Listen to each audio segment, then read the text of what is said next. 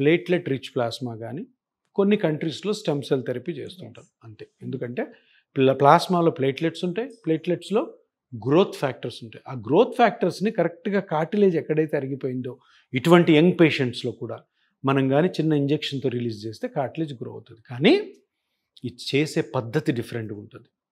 ఇష్టం వచ్చినట్టు మనం బ్లడ్ తీసుకొని ఎక్కడంటే అక్కడ మోకాల్లో వేస్తే కార్టిలేజ్ డెవలప్ అవుతుంది.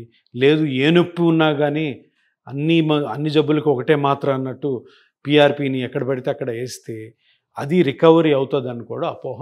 అటువంటి డాక్టర్ల దగ్గరికి వెళ్ళకండి. ఎందుకంటే దీని గురించి బాగా సబ్జెక్ట్ ఉండి దీని గురించి బాగా ఎక్స్పీరియన్స్ ఉన్న డాక్టర్లు ఎవరైతే ఉన్నారో వాళ్ళ దగ్గరికి వెళ్ళి కరెక్ట్గా స్కానింగ్ చేసుకొని ఆ స్కానింగ్లో డాక్టర్ గారు మీకు ఎక్స్ప్లెయిన్ చేస్తారు.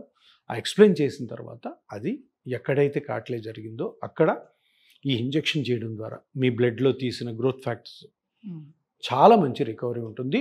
ఇంకొకటి చాలా మంచి రికవరీ అయినా అవ్వకపోయినా కానీ ఆ వయస్సులో ఉన్న ఏకైక ట్రీట్మెంట్ ఇది.